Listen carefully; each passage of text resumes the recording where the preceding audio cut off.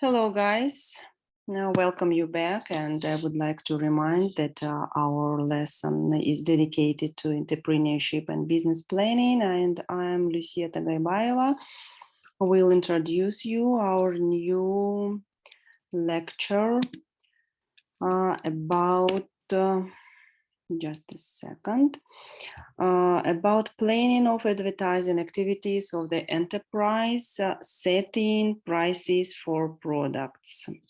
Today we will discuss those two questions, those two themes. And the first one will be about advertising activities. So this is our structure plan, lesson plan. It will consist on three questions. The first one is evaluation and approaches to the effectiveness of advertising. The second one, the rules for compelling effective advertising. And the last one, stages and methods of setting prices for products. And let's see what is the goal of our lesson.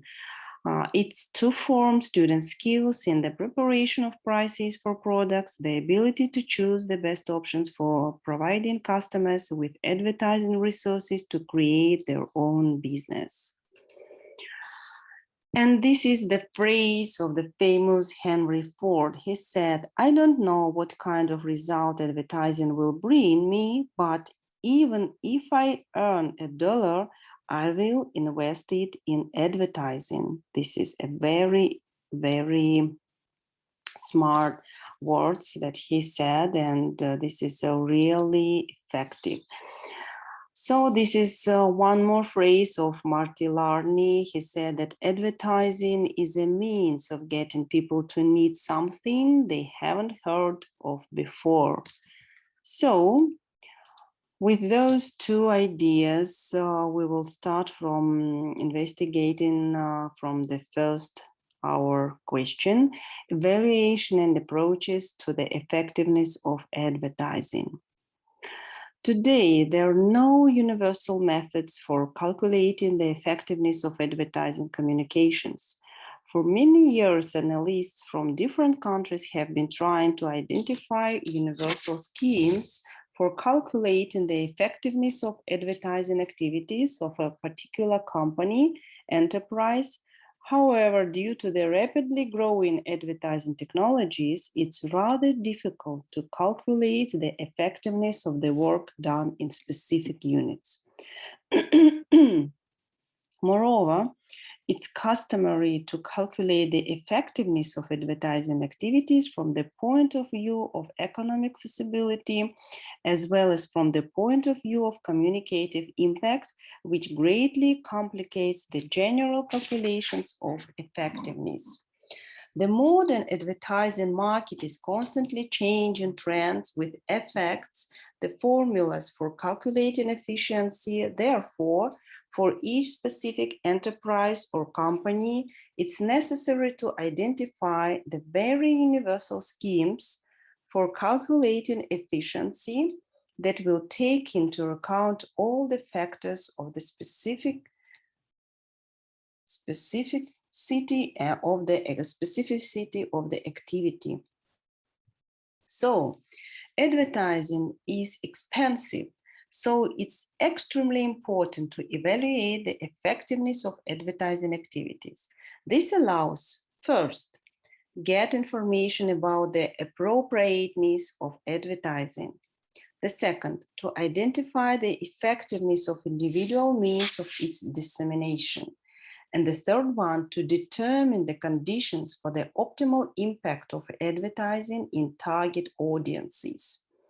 In most cases, it's not possible to determine the effectiveness of individual advertising media and advertising activities in general with absolute precision. In those sense, we can agree with the American entrepreneur John Wanamaker, who owns the following phrase: "I know that half of my advertising is wasted, but I don't know which half." The quantitative Uncertainty of the effectiveness of advertising is due to a number of reasons. So the first one, advertising is just one of the many factors that determine marketing performance. In addition to it, other elements of the marketing and communications complex influence the implementation of the tourist product. With the simultaneous influence of many marketing factors, it's very difficult to determine the contribution, for example, respectively, and the effect of the advertising activities.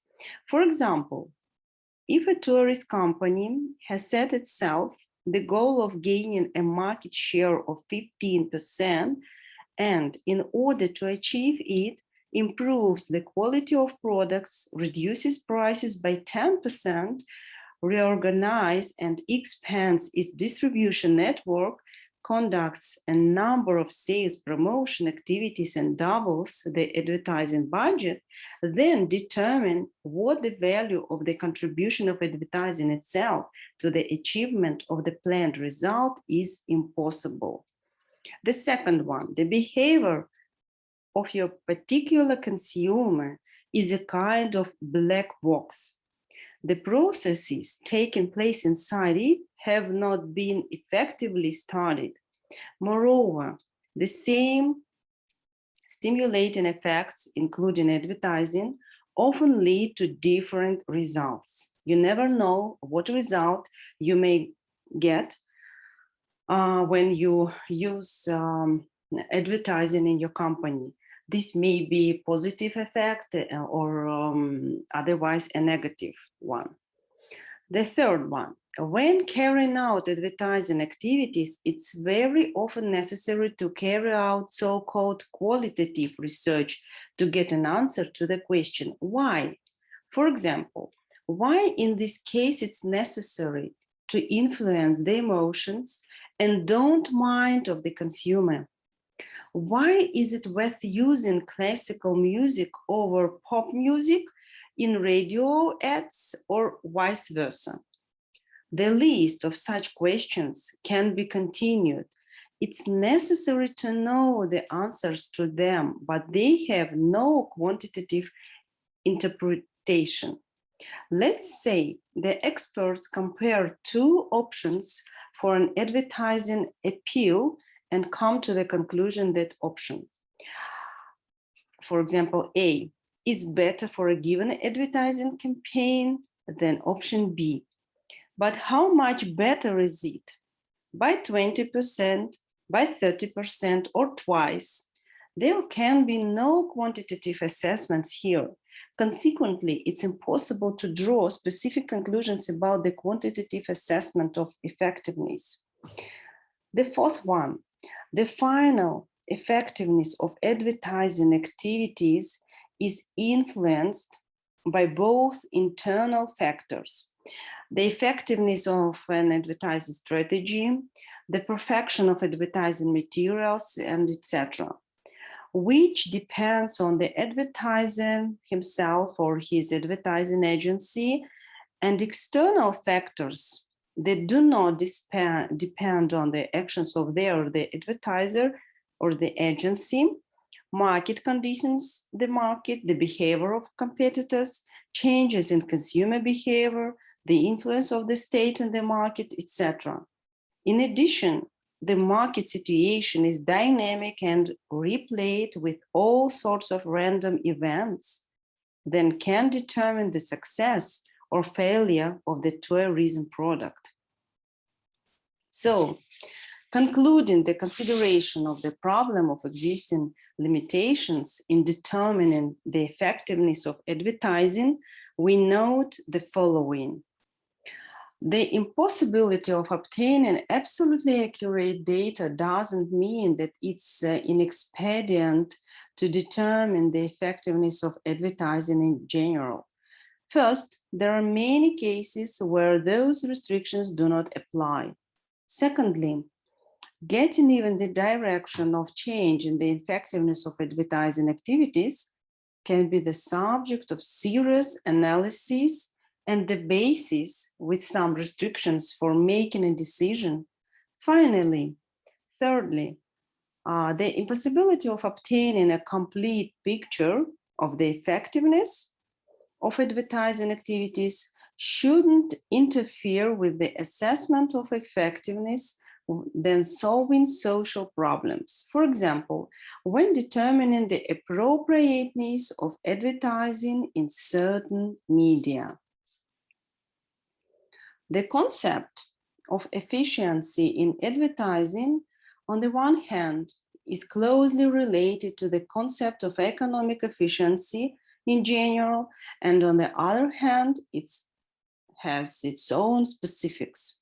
The most general definition of efficiency is the ratio of the result to the cost of achieving it.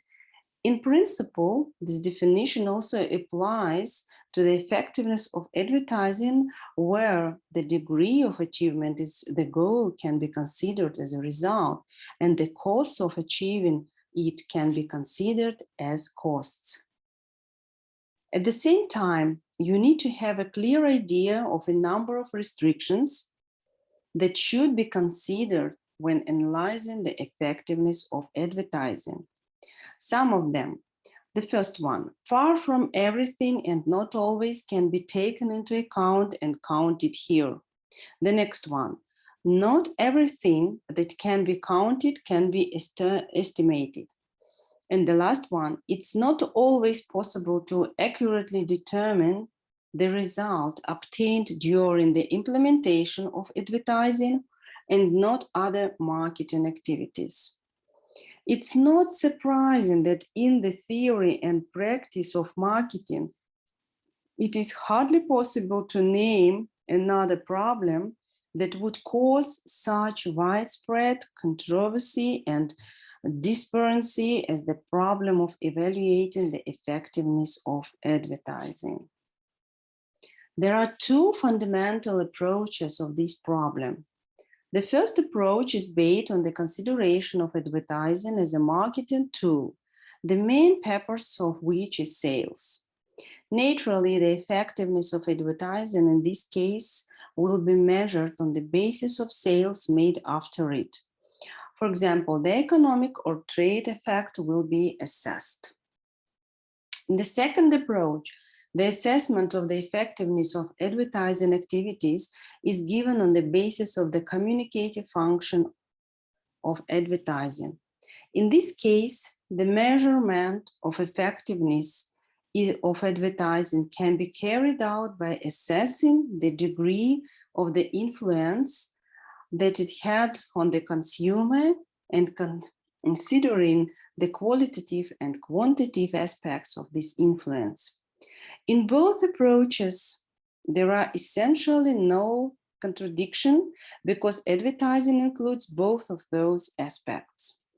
Advertising is, first of all, a communication tool, but at the same time, it's also an element of marketing since it contributes to the company's profit. Thus, we can say that when evaluating advertising, it's necessary to take into account both its economic and communicative effectiveness. Determining the economic efficiency of advertising is a complex problem. After all, the same amount of funds can be spent on both ingenious and mediocre advertising. The approaches used in practice to determine the economic efficiency of advertising activities can bring some value.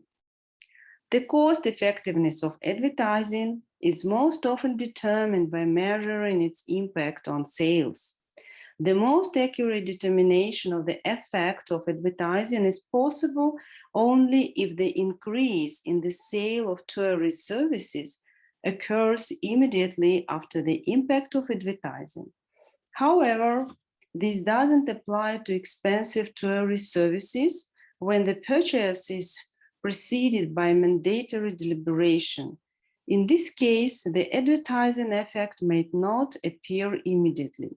First of all, the consumer learns about the service offer, then he is interested in detailed information.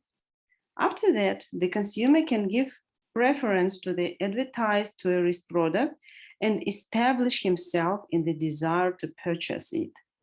To identify the external to which advertising influence the growth of the company's turnover, they analyze operating and accounting data. It should be borne in mind that in addition to the advertising, the sales of a tourist product is affected by its quality, price, as well as the location of the tourist enterprise, the level of customer service culture, and the availability of similar services for sale. Among the most famous and frequently used methods of subsequent analysis are the following. The first one, feedback with help. Its essence lies in the fact that the advertising products of the company are shown to clients. After that, questions are asked to determine whether the client's attitude to the firm advertised product was formulated earlier or as a result of exposure to advertising. At the same time, an employee of the firm asks leading questions and helps to formulate answers. The next one, unassisted recall. Clients are invited to independently fill out prepared questionnaires, the analysis of which allows to determine how much advertising contributes to the acquisition of a certain tourist product. The next one, the Golub-Robinson method. It's used in order to assess the recall of advertising on the fresh trail immediately after advertising contacts. It consists in the fact that a few days after the advertising event, 200 persons selected from the target audience are presented with a list of advertisers. Each of the respondents should answer the question whether he remembers that he saw an advertisement for a company in a particular publication. The next one is the fourth, Starches method. It consists in the fact that each researched representative of the targeted audience in the presence of interviewer looks through the advertising materials and notes the advertising messages that he saw before.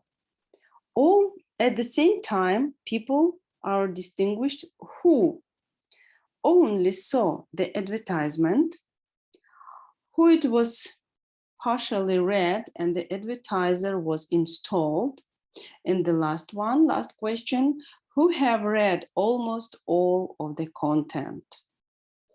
The next method is the fifth method, the method of hiding places. When using it, advertising messages are used from which information about the advertiser has been removed.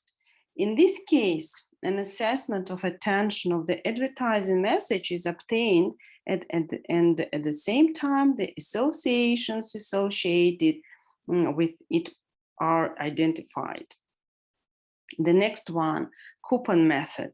It consists in the fact that a coupon for some benefits, for example, a discount, is included in an advertising message published in a newspaper or in magazine.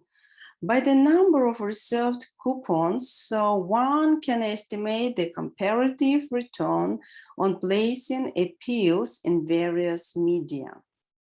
The study of the communicative effectiveness of advertising makes it possible to improve the quality for both the content and the form of information presentation. So let's move to the second question of our lesson. This is about the rules for compelling effective advertising. Without the ability to use advertising media, an enterprise has no changes to actively influence the market to consolidate its position among the other enterprises. Seeking market share for your products is the essence of any business activity, but good advertising should spark thoughts and ideas, not try to foist a product. Of course, the ad must describe the item you're selling. Of course, advertising must research those few people who will sign an order or contract. But besides all this, good advertising must first of all stir up thoughts that will make people have a high opinion of your company.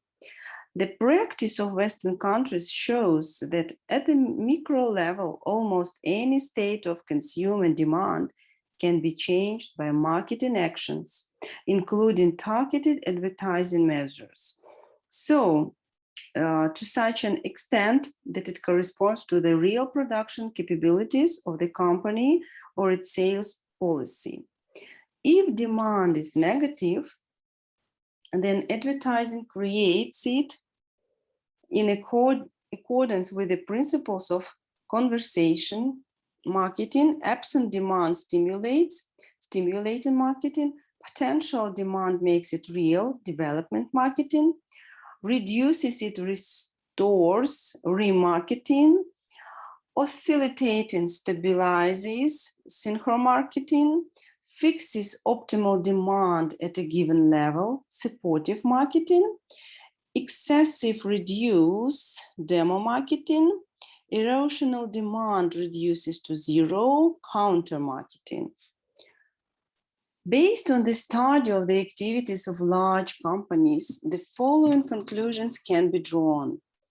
The higher the cost of advertising and sales promotion, the faster buyers recognize the firm's trademark.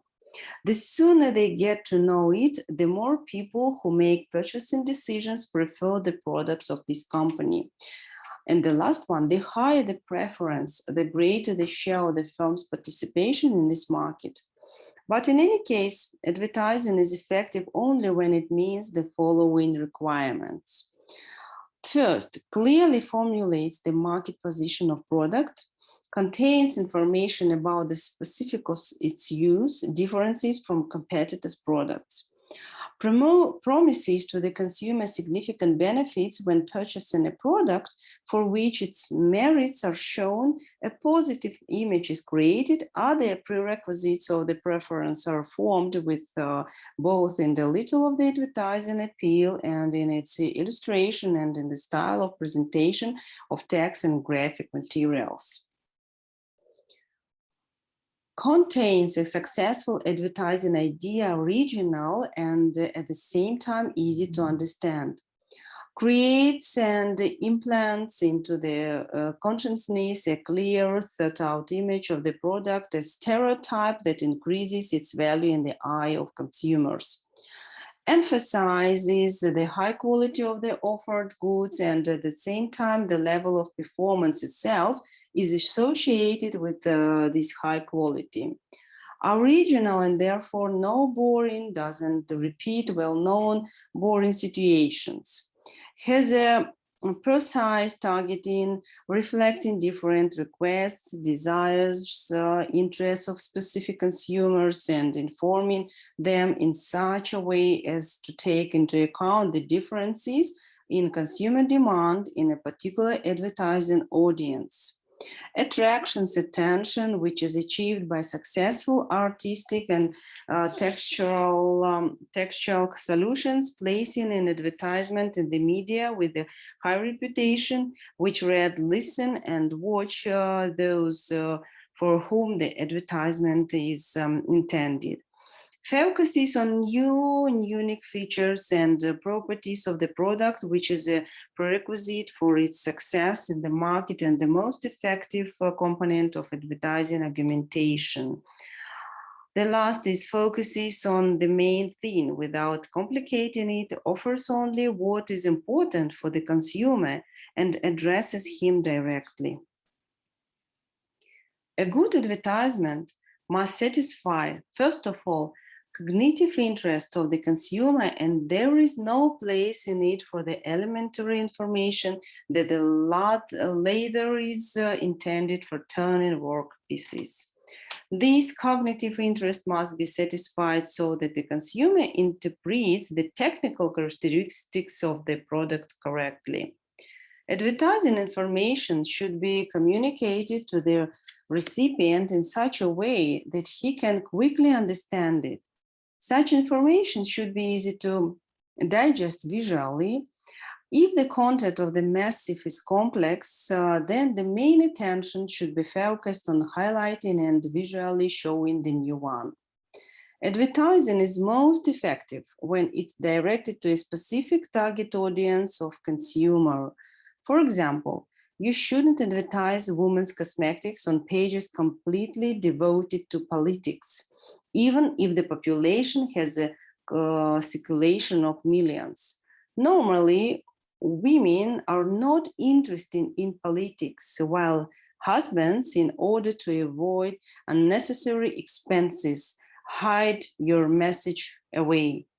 The qualitative side of the information, first of all, depends on whether the advertiser is given sufficiently convincing information about the most important properties of the product, whether he is informed about the advantages of the product that are of the greatest importance to him, which will help him solve the problems facing him. And this will happen only when we talk in our advertising about the urgent needs of the client. When we will stand in the achievements advertisement in the position of the buyer and don't in position of the seller. An important point in the advertising message is the indication of the price of the product. Firstly, this saves your time on advertising phone calls and letters. Secondly, in his imagination, a potential buyer will play the situation for the purchase of a product, if of course he is satisfied with this price. Imagine himself to be its owner, and in the future it will be difficult for him to refuse to purchase.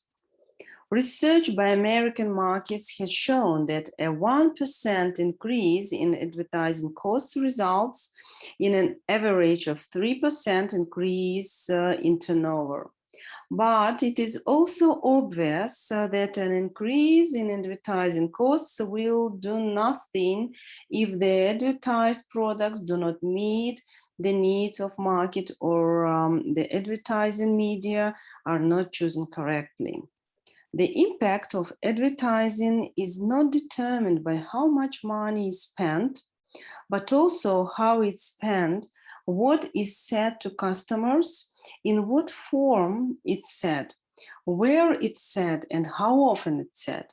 Advertising by itself is not able to compensate for the poor quality of the product, but a good product is only half the battle.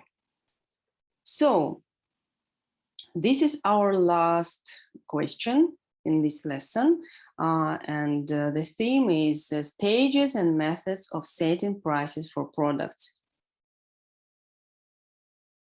Firm pricing is a complex and multi-stage process. Stages of the pricing process. First one, choosing a goal. The second one, determination of demand. Third one, cost analysis. Fourth, analysis of competitors' prices. Fifth, choosing the pricing method. And the last one, setting the final price. Now, let's see through each of those pricing processes. So the first one, choosing a goal, target selection. Any company must first of all determine what purpose it pursues by releasing a specific product. If the goals and position of the product on the market are clearly defined, it's easier to set the price. There are three main goals of pricing policy. First one, ensuring survival. Second one, profit maximization. And the third, the conquest of retention of the market. Ensuring the survival of the firm is the main goal of a firm operating in a highly competitive environment when there are many manufacturers with similar products on the market. The firm chooses this goal on the following cases. The price demand of consumers is elastic. The firm wants to achieve maximum sales growth and increase total profit by slightly reducing income from each unit of goods. The firm assumes that an increase in sales will reduce the related cost of production and sales. Low prices scare off competitors. There is a large consumption market. To capture a larger market share and increase sales, they use lower prices penetrations. Choosing a goal based on maximizing profits, the firm estimates the demand and quotes in relation of different conditions of prices and settles on those prices that provide maximum profit in the future. So the second one is determination of demand.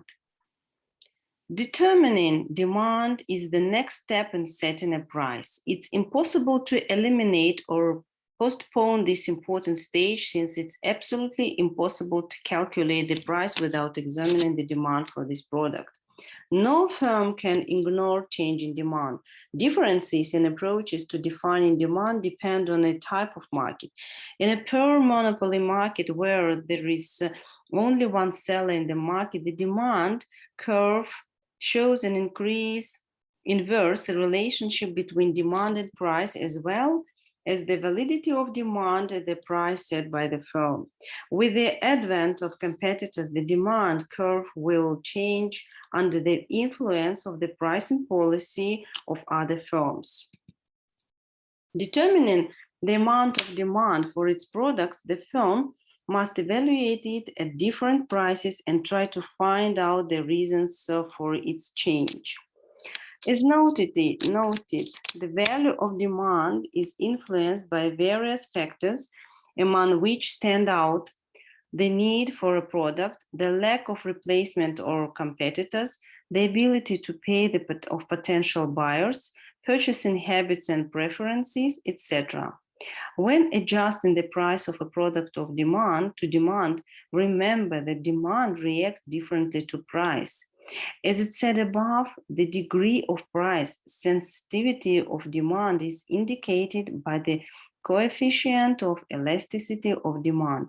When determining demand, an entrepreneur must take into account the value of this coefficient. The third one, cost analysis. The demand for a product determines the upper price level that a firm can charge. Production costs, the sum of fixed and variable costs, determine its minimum value. This is important to consider if the firm is lowering prices. Then there is a real threat of incurring losses as a result of setting prices below the cost level. A firm can only pursue such a policy for a short period of time during market penetration. The next one is competitor price analysis. The behavior of competitors and the prices of their products have a significant impact on the price. Each firm must know the prices of competitors' products and the distinctive features of their products. For this purpose, comparative purchases are made, as a result of which an analysis of prices, goods, and quality is carried out. The firm can use the information received as a starting point for pricing and determining its place among competitors. Then fifth one, choosing a pricing method. After going through all those stages, the company can begin to determine the price of the product. The best possible price should fully reimburse all costs of production, distribution, and marketing of goods, as well as provide a certain rate of return. There are three options for setting the price level. First one, the minimum level determined by costs. Second one, the maximum level firmed by demand. And the last one, optimal possible level. There are several basic pricing methods. The simplest and most widespread methodology is average costs plus profit, which consists in calculating a margin of the cost of goods. The amount of makeup added by a company can be standard for each type of product and widely differentiated depending on its type, unit cost, sales volumes, etc. However, the standard makeup doesn't allow taking into account the peculiarities of consumer demand and competition in each specific case and consequently determining the optimal price.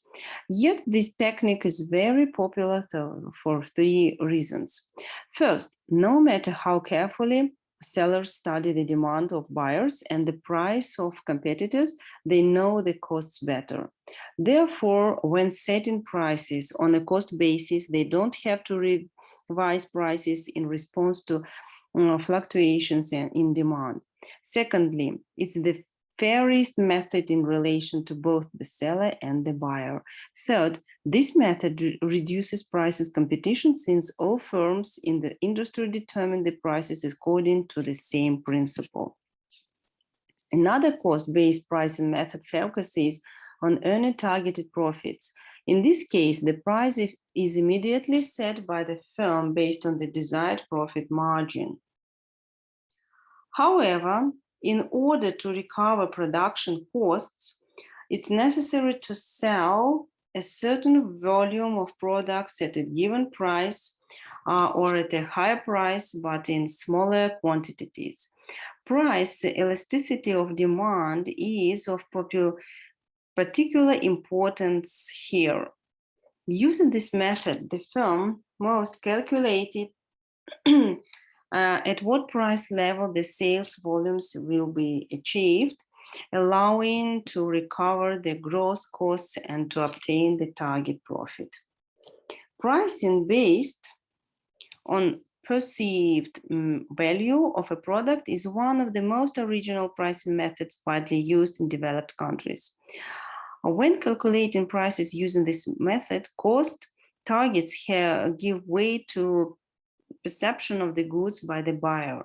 In order to enhance the value of goods for him, the seller uses non-price measures of influence, provides service, special guarantees to buyer, the right to use of the company's trademark in case of resale, etc.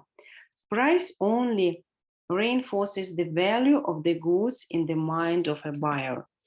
The second one, the last one, settings the final price. Setting the final price is the final stage of pricing. Having stopped its choice on one of the listed methods, the firm can begin to calculate the price, which should take into account the psychological perception of the buyer or the firm's goods. For example, for many customers, the only information about the quality of a product lies in the price, and it serves as an indicator of quality. The assigned price should correspond to the pricing image of the company and its price policy. It's also necessary to consider the reaction of competitors to the estimated price. Recently, more and more often, the entrepreneur is faced with the task of ensuring the market price. This suggests the need to introduce another stage of price adjustment for progressive leaders, which is to ensure the final price. For this purpose, a number of clauses are introduced into sales contracts or supply contracts. The need for their introduction is due to the fact that the market at the level of sales of goods are influenced by many constantly changing factors: political instability, general economic factors, depletion of natural resources, changing environmental conditions, demographic situation, and etc. So this was the end of our lesson. And now you see the test questions, and I would like you to answer all of them. This is 7 of the questions. This is the edited literature. If you have any questions, you may write on me by email, and you may have a possibility to read the additive literature. So this was the last question, the last lesson of our entrepreneurship and business thinking. And I would like to say you good luck. See you in our next questions.